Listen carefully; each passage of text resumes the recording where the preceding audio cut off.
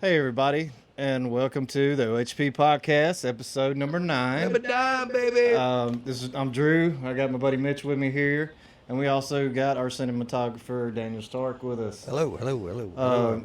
We're here on this episode to talk about the movie that was made somewhere around 2021 that Daniel was first a part of in the movie, of course. The first movie that Open Heart Productions ever did. Right. And anyways, what we're going to do is see what Daniel's take on everything was, and I'm sure Mitch has some questions for him. Also, hey guys, we got a special announcement. Our podcast is actually going to a network, rebelwithoutaclue.com. If you ever thought that a podcast on someone's front porch could make it to a network. Right. Hey, go check it out on April the 29th of this month. It will be on the network. We actually just did an interview at the Boggy Creek Festival with the guys that do the podcast, Rob Washburn, what is it, Slumber Massacre Party Luncheon podcast. So go check that out when it comes out. How was it? It actually was pretty cool. We did about an hour long. Yeah, it was. I think it was more than an hour. That was actually probably one of the longest conversations that I've ever had with somebody in one sitting. All right. I ran out of things to talk about. That's how long it was. I was like, oh, man. So, Daniel, why don't you tell us a little bit about yourself and how you got involved with Open Heart? Oh, yeah. I used to work at a college radio station, 91X KXUL, and I'd go out and see a lot of bands and stuff, and that's kind of how I met Mitch, I guess, through that process. And shortly after that, I helped out a little bit doing some PA work on Near to Well. Yes, you were there on all the hottest days that we filmed. They were hot, yeah. There was one with a big dumpster involved outside of the bar there, I think. With Heath, where yeah. That was really sweltering. Chops to that guy, man, because that was amazing. But that was a lot of fun, to be a part of that, even though it was just minimal, And then through the years, different music stuff. We did Shock Stock, and we did a benefit thing. I had y'all help me on. And Shock Stock was a lot of fun. Oh yeah, I'd love to do one of those again. That's going to be an idea. We rolled through that though, and we ended up working together at the TV station. At the TV station, and that's kind of where Unknown Strangers started. Was at the TV station. Yeah, because unbeknownst to me, y'all had been working on everything, Sharky and you. Well, me and Sharky, we had been doing the Rednecks for Hire show together. Right. And after that ended in 2019, the pandemic happened in 2020, and I guess like the thing that the pandemic actually, I know a lot of people suffered and it was terrible. But I'm not going to lie to you, the pandemic was exactly what I needed at that point in time in my life. Because I was burnt out after the Rednecks for Hire show. As far as,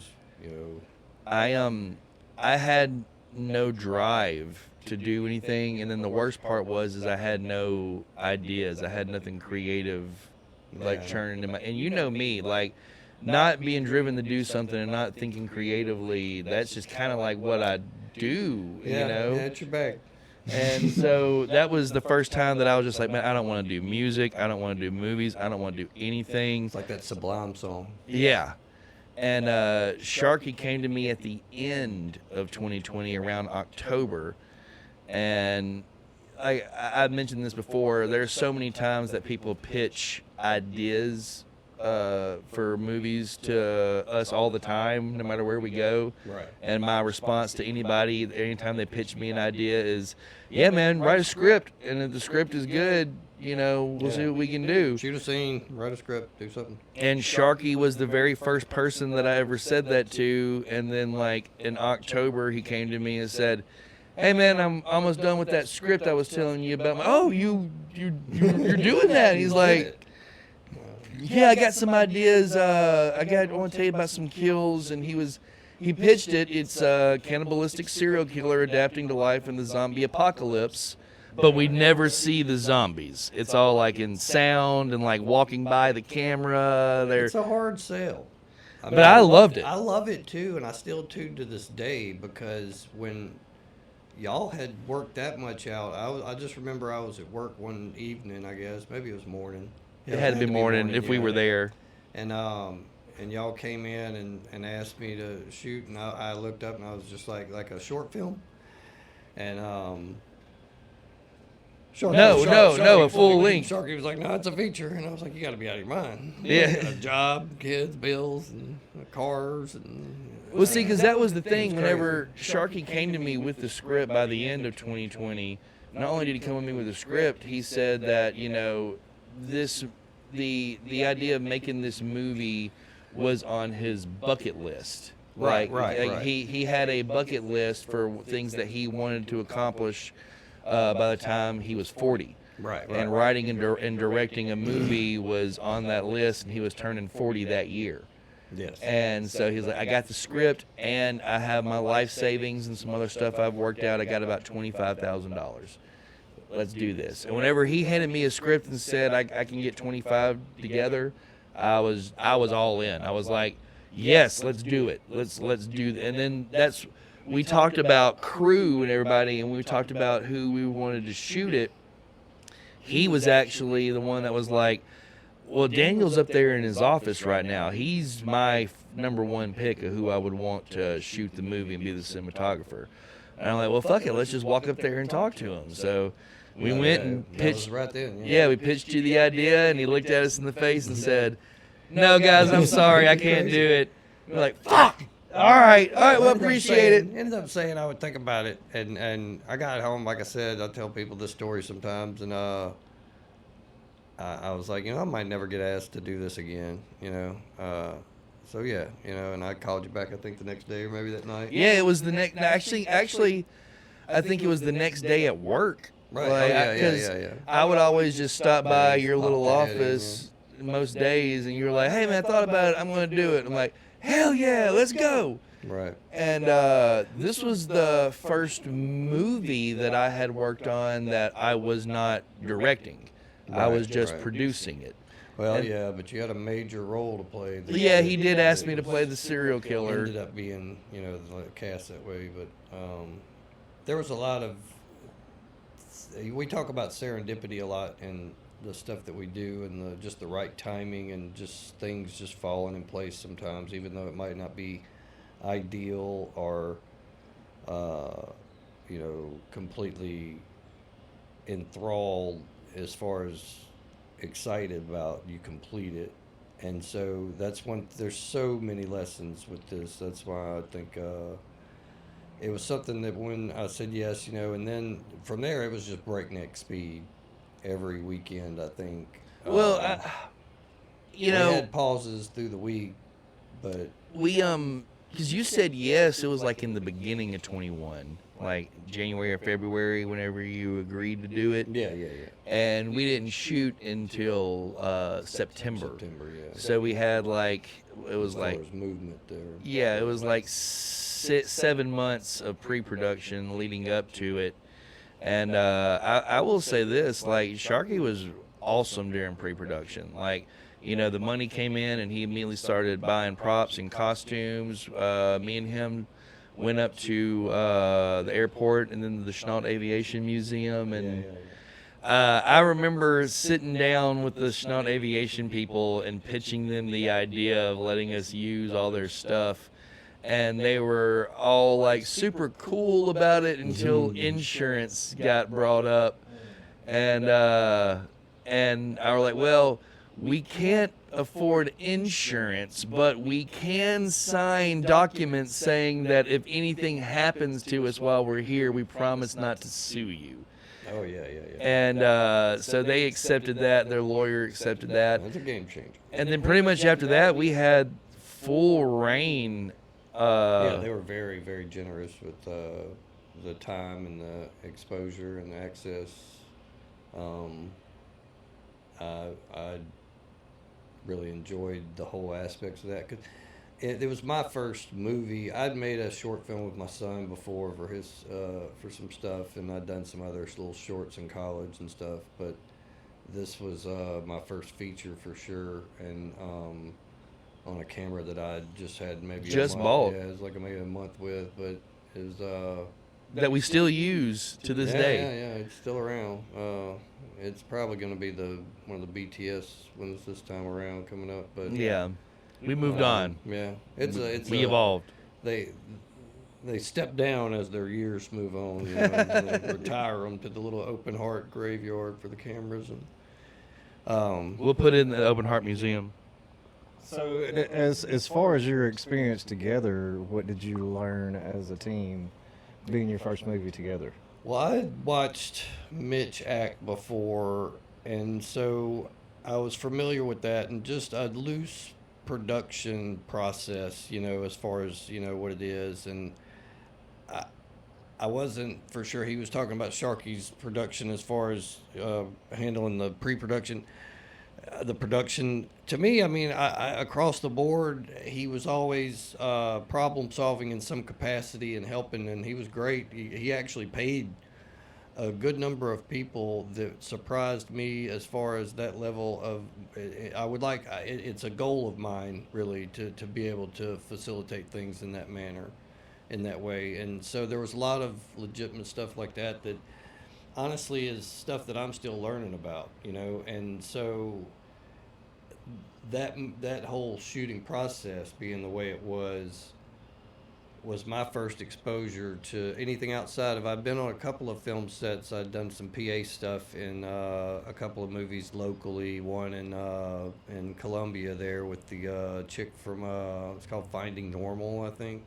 It's the chick from Full House. Yeah. I was a PA Yes. there for 6 days or so, and then a movie thing, Monroe. It was one of the R one of the R squared. Square productions, Yeah. one around Neville High School. I was there for a day or two, just because. I think that was Desire of the Hearts. If I don't know why, I think the reason I remember that is because Parker Dash from Ne'er to Wells was in that. I movie believe he too. was, yeah. Yeah. And then I'd done some stuff in Shreveport, just briefly, and visited some sets and stuff, and got to see that and everything, and watch a lot of YouTube videos, you know, that kind of stuff. But then from there, and I was shooting commercials, really, you know, for the last, you know, for that years or whatever. That was about 6 years, I guess, of shooting local commercials and stuff, and had to do things at a TV station. When you shoot commercials, a lot of times you might be a one-man band, so you might have a light or two in the car. You might have a different lens or something like that, but generally you got an hour to get inside this business, Shoot the commercial and get the hell out of there. Get out and not interfere with their business and not, you know, make people nervous about going in there. So it's the only way I kind of knew to approach it was that manner, which was beneficial because we kind of moved pretty fast through scenes and stuff, which we had to. But Do you want to know my favorite part about that?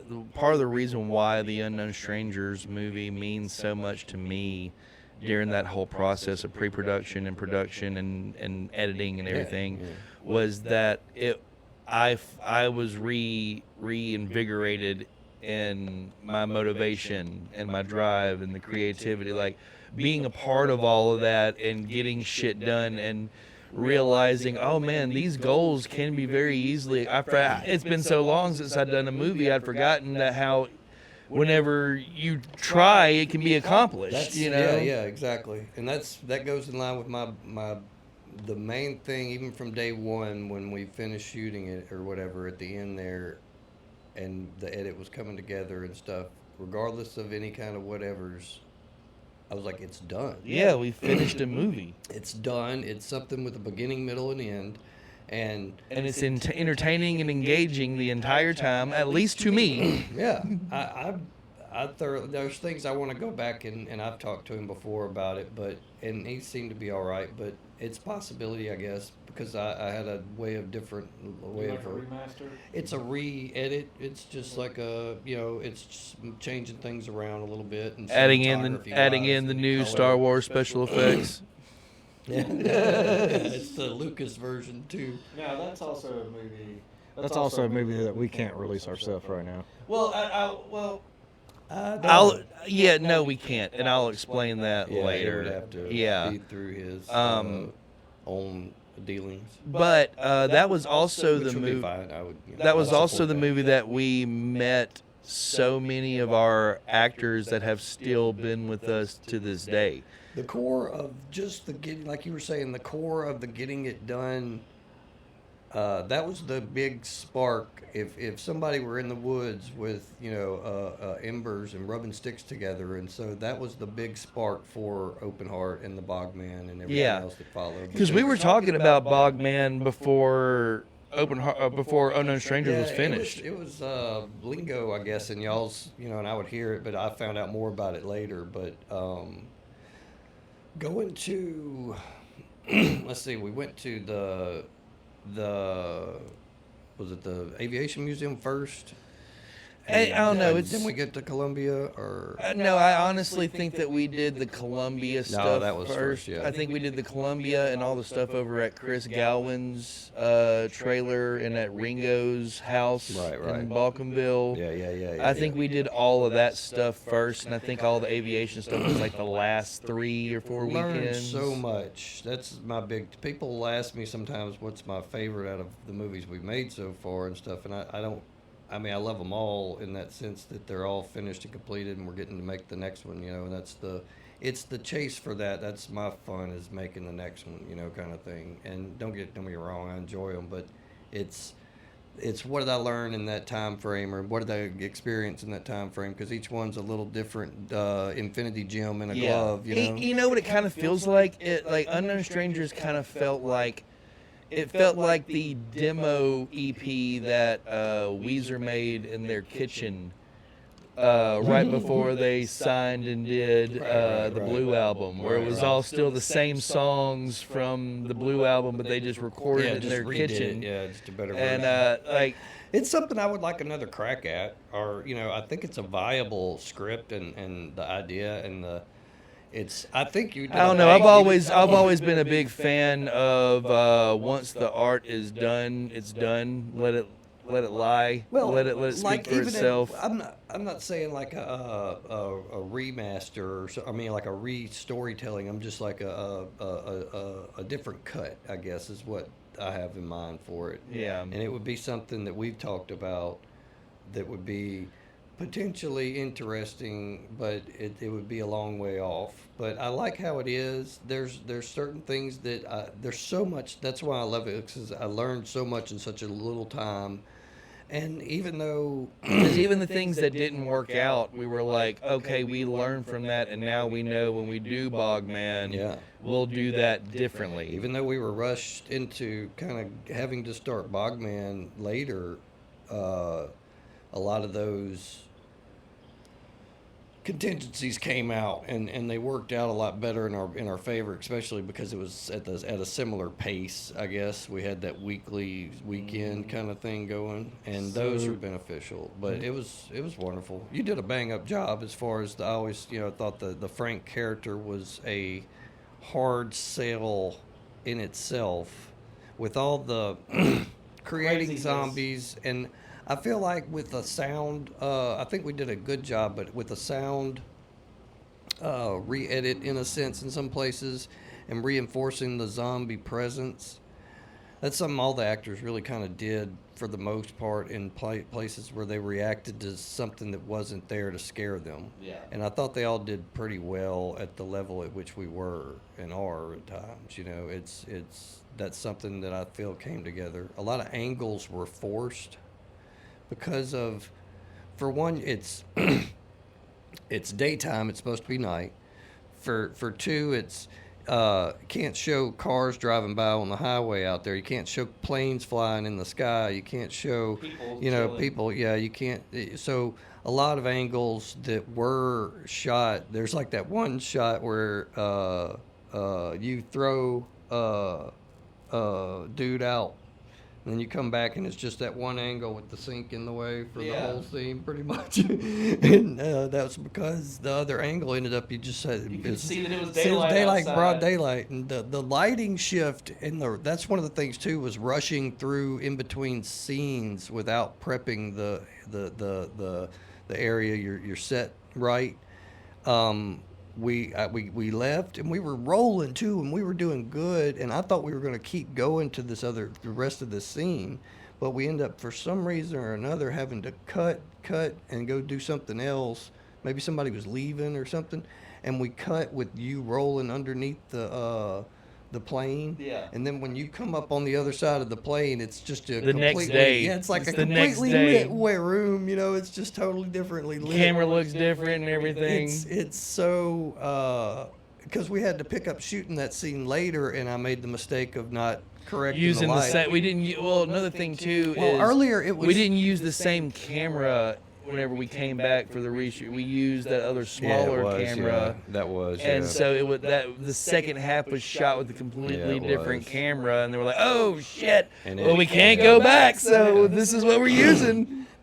That's why I think in some ways it could ultimately kind of be a fortuitous thing, but a lot of learning. So did you ever think or have any idea that you'd be where we are now? No. I mean, not in reality and stuff. The only way that we've really gotten where we are now, I think, and I'm not really even quite sure at where that is, but is because we usually look when we're not really working at the moment. We're looking at the horizon as it gets closer. We're never not doing nothing. When it gets closer, it's almost like I equate it to Mario, the way the screen forces him along, you know, and he just has to deal with it at that moment and just do the best thing and hit the, you know, a lot of games too, you know, Double Dragon, whatever, Contra, yeah.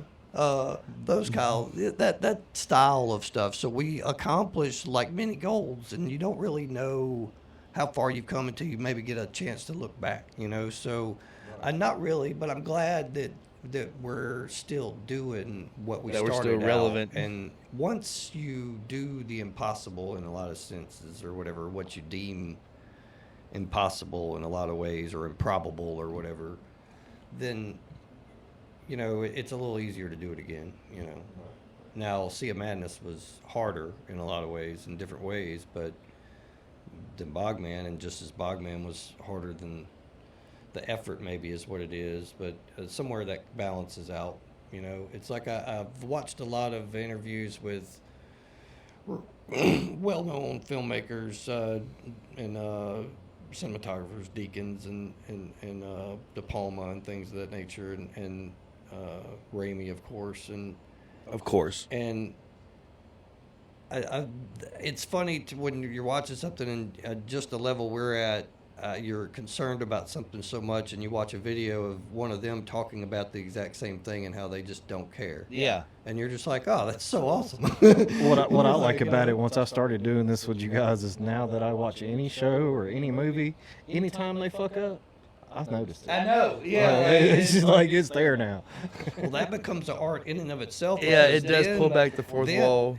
In a lot of ways, you can look at the stuff the way we progressed, and it has improved, but is it so much that we're not having the F-ups, or we're just not catching them fucking up as much? You know or do we just no longer care about the Right, fuck-ups? right, Because yeah. I feel like we definitely fall into the not care anymore. I think there are times that people, especially Jeff comes up to me so much in the continuity film, king. and he's asking me these continuity questions, and he asks me these things, and I'm like, you can ask it. I was like, Jeff, shut the fuck up.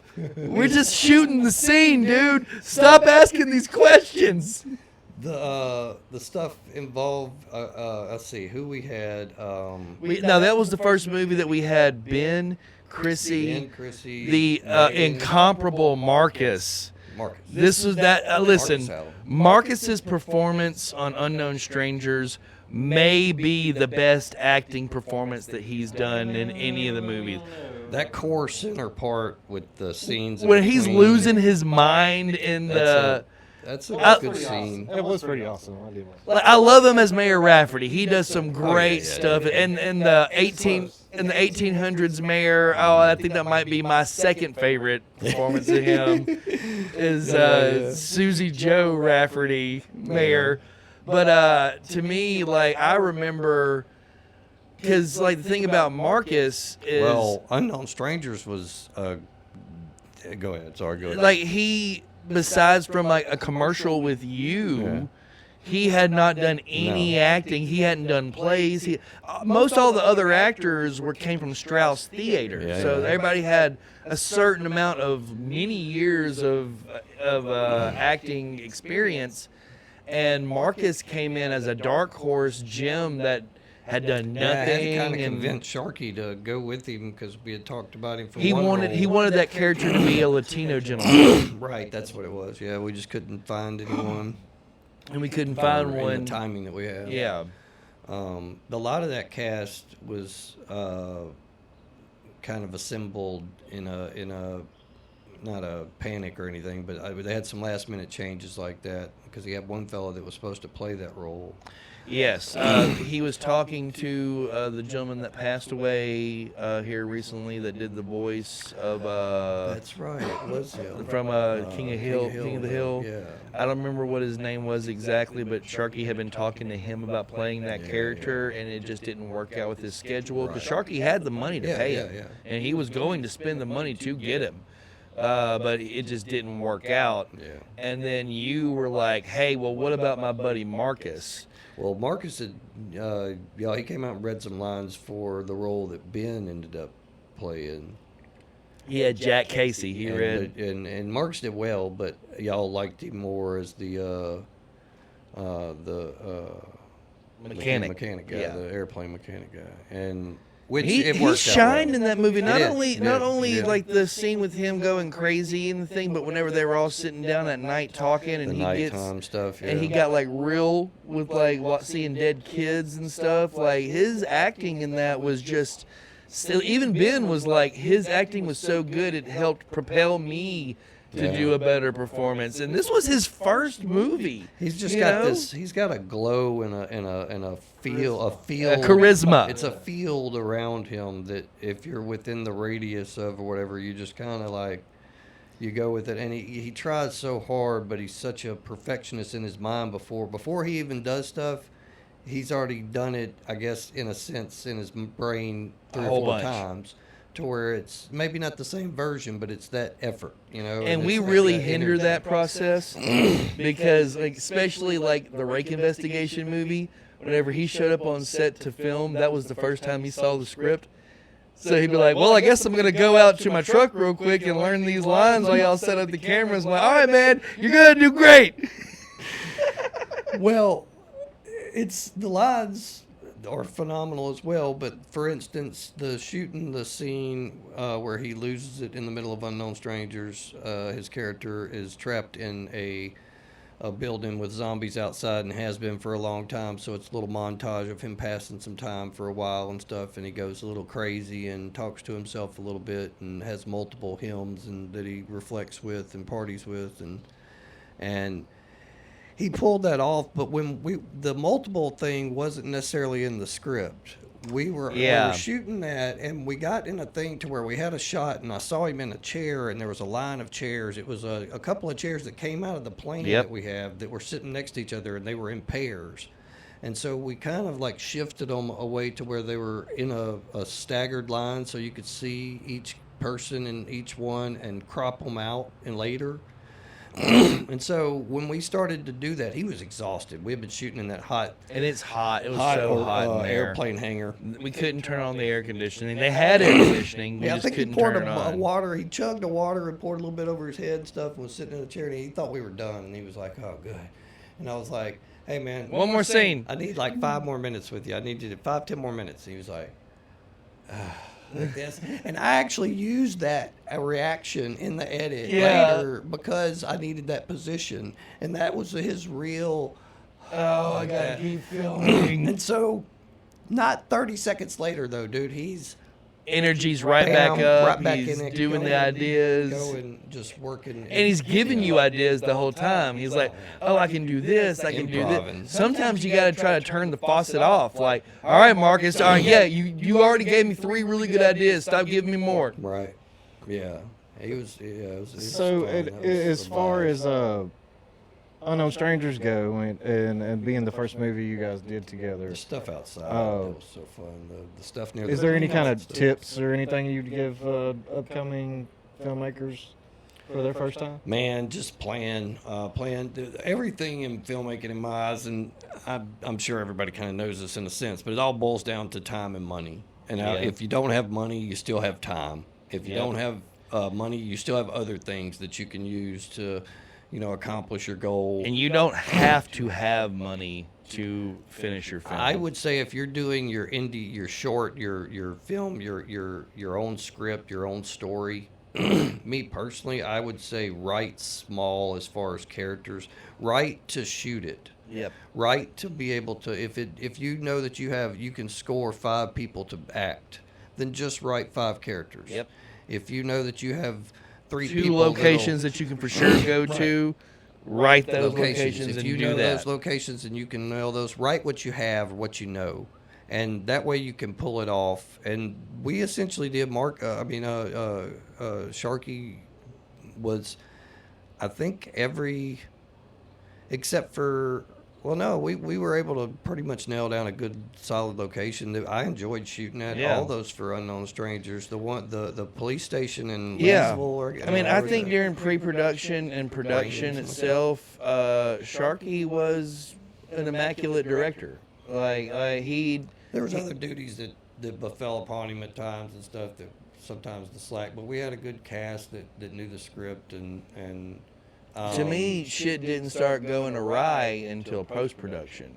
Like, to me, Right. Yeah. that's whenever, to me, That's like, when everything started Things making shifted. a weird left turn that even I didn't even understand. Yeah, it was puzzling, but I mean, it was out of my hemisphere as far as Yeah, that goes. once you were done shooting, it's like Johnny. I thought it was anyway. It's like Johnny Depp was like, I already shot the movie. It's not my business anymore, you know? But I was all on board for finishing, helping get with it, and I mean, it is what it is. Nobody, it's there. It's on one of your YouTube channels. yeah, that's the only place that it exists is on my YouTube And channel. you can check it out. It's a good story. I think it's well acted in a lot of places. I think we pulled off a lot of stuff that I think Mortal Kombat effects aside. without a really raging budget, it would be hard to pull off a lot of the tension and stuff as far as that in times. And that's what we aim for with a lot of the scenes and heightening things up and the fear of the people. But it was more about their relationships and their exposure finally to you and figuring out which I thought was a cleverly written script, still do. Yeah. I love the approach of it. Well, But that kind of gave me an idea. I'm actually going to take a link from your YouTube and put it on our YouTube channel. But I'm going to do it as a private link. So if you want to watch the movie, you have to hit us up. Yeah. And we'll send you a link to it. So I do have to explain the breakdown. There is a reason why Unknown Strangers is not a full open heart productions, and there's a reason why I haven't full court pressed it. After we got done shooting, Sharky, the agreement that Sharky came to me during the shooting and said that his exact words were, I want to do a lion's share of the editing for this movie. I'm like, okay. And I was going to be doing all of the sound editing and Foley and all that stuff.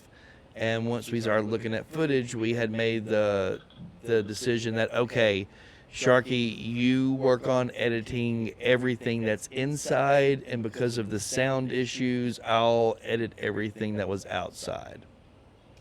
So y'all know me. Once I got footage, I get to work, and within 4 or 5 days, I had all the outside scenes shot. So I hit Sharky up and like, hey, how's your scenes coming?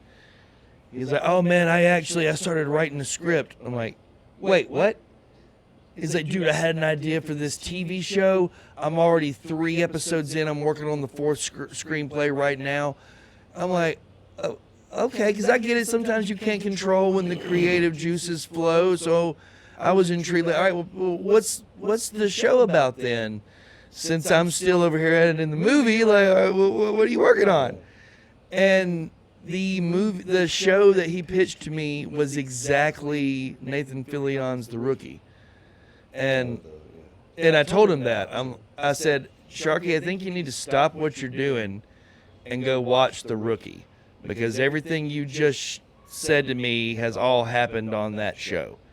And he's like, no, man, I still got like 9 more stories in my head. I want to finish these at least. You go ahead and keep just editing the movie. And once I get done writing the screenplays, if there's anything else, I'll work on that. And by the time he finished the screenplays, I was already done with the movie. And then he went and watched The Rookie, and hit me up and said, yeah, you're right, I can't use any of those scripts. I'm like, okay, well, let's focus now on the premiere of Unknown Strangers. Gotta let it out sometime. So we premiered it at Strauss Theater. Yeah. Had a decent turnout. We Radio a little bit helped. we made some DVD copies of the movie, and this is where the first breakdown really started happening. I would sell DVDs, like especially when my band played or if I was out and about, and I would take the money and I would give it to Sharky. Now, I know that you understand this, especially whenever you're a young indie guy and you're out there grinding. Sometimes you bump into people that you think talking to them might help you further your career, your stance, your moment. And anybody that's been in a band or anything like that, you have to have something physical on you at all times. So there have been a couple of times that I've spoken to some people that I felt like they could have helped us out. So I just passed out a copy of the DVD. Like, here, just take it out. See, this is what we're working on, you know. And there were some people that ordered stuff online that they'd send the money, but because they live so far out in bumfuck in the woods, it cost $25 to ship it, and they paid $20 for it. So I would pay $5, but that $20 that they paid would be gone. And Sharky would be like, well, where's the money on that? I'm like, well, I spent it on shipping. He's like, shipping on what? Took $5 in. Yeah, and there were times that somebody, like, I also remember two people ordered a DVD online, and they ordered it, and they gave me the money in person for the physical copies, and I put the $40 in a book, and I put it in my drawer because I didn't want to put it in my wallet. And, you know, I just waited and figured that I would just give him the money later. And then he, like, comes at me and hits me up saying I'm missing, like, 6 or 7 DVDs and no money. And I'm like, well, I got some money I got to give you, but, yes, I've passed a couple out to some people. It's like, that ain't cool.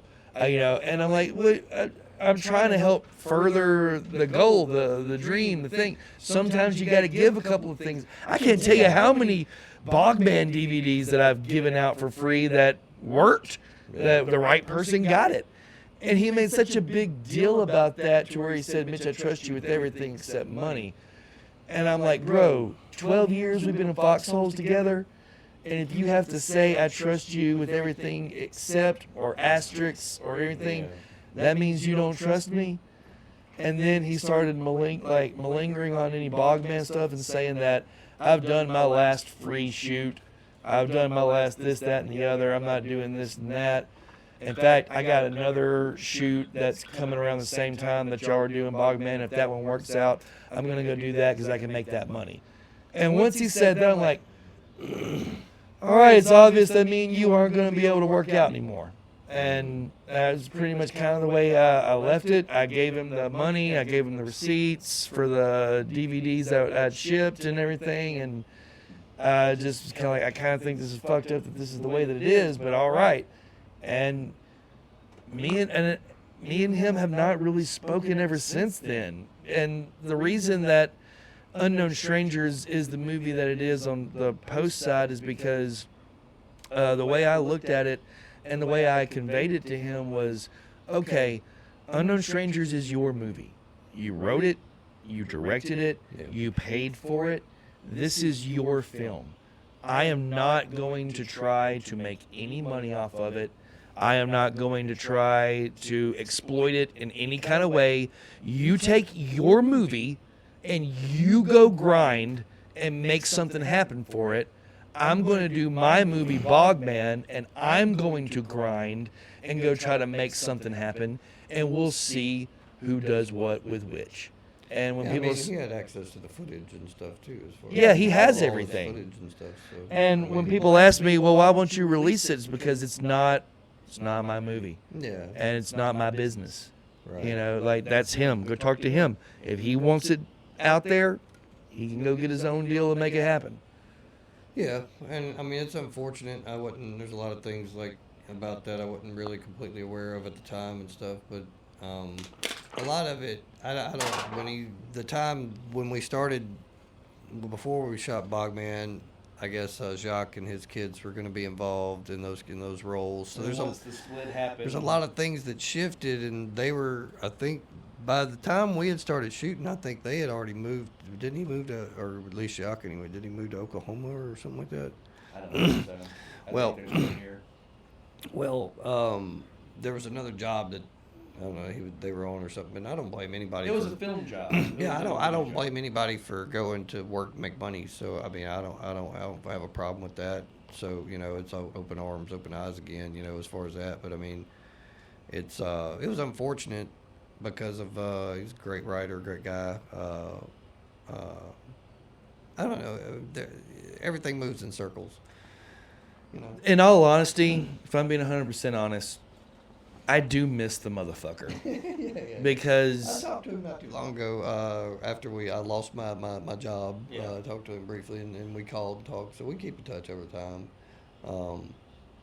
But it was a great experience that I'll always be grateful for as far as getting to do that. And where are we at now? Like he was saying, but like the one question you were saying though, like shoot write for what you could shoot, write for what your strengths. If you got a good solid actor, then just write him and different characters. Work it out, take and plan. And I tried really hard to get Sharky to come and do this. Like I reached out to him and asked him to do this, and he was just not interested. And like I said, it's a bummer because that dude really was my best friend for like 12 years. Like he was the dude that I kind of like how me and you are, Drew. Like we speak to each other every day. We hang out with each other every other day, every couple of days, or at least on weekends, And I think that's the thing that really to me hurts the most is at the end of the day, I'm always about the connection with the people that are in my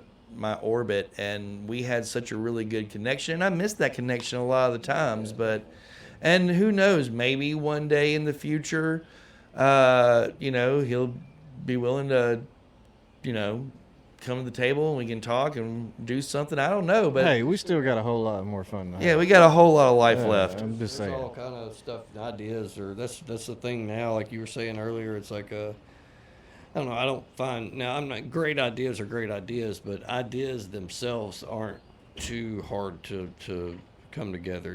Especially if you brainstorm with people and stuff. But some of them work out. In my eyes, like people always ask me like about trilogies or franchises and stuff like that. What's my favorite? And usually I'll answer with the order in which they came. I like 1, and then I like 2, and then I like 3. And I usually, and even in my head, I can't like them any other way because if without 1, you wouldn't have the precursor. Yeah. So it's like, and especially in a lot of ways. So with our films, one of the things the review guy said the other day was that each film is really different, and I was like, that's something that's really cool to me, is that they feel different to someone, and they can notice that, and even though we have a similarity with them all, It's a tying thing. So yeah, but Unknown kind of started a lot of that, and the cast was amazing. Getting to work with all those individuals, let's see, Chrissy was phenomenal. Ben, of course, really pulled off the character. That Mitch guy was just phenomenal. Yeah, actually, that was great. There's several scenes where you went full out Joker, and the camera was like, "Man, put me down. Just put me down, man. Just put me down."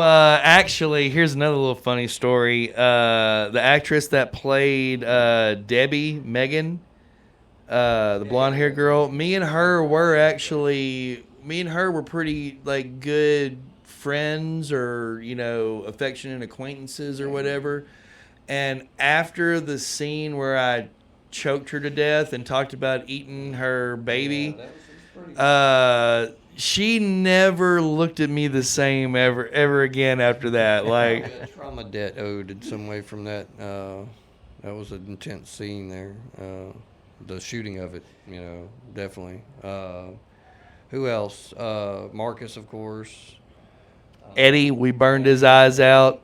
Well, yes, and that, God love him. He's an amazing actor and singer and entertainer and good person. He did freak out about the prosthetics. Makeup stuff, and that's something that you encounter in your first feature or your first short, regardless if you have makeup effects shots or you have that stuff, and you have to like do trials of that before you shoot it. Don't you work it out, because we didn't, and We did not do any makeup test. idea, and we kind of loosely tested it, putting on people's face and stuff like that, but they were okay. The actor at the time, he had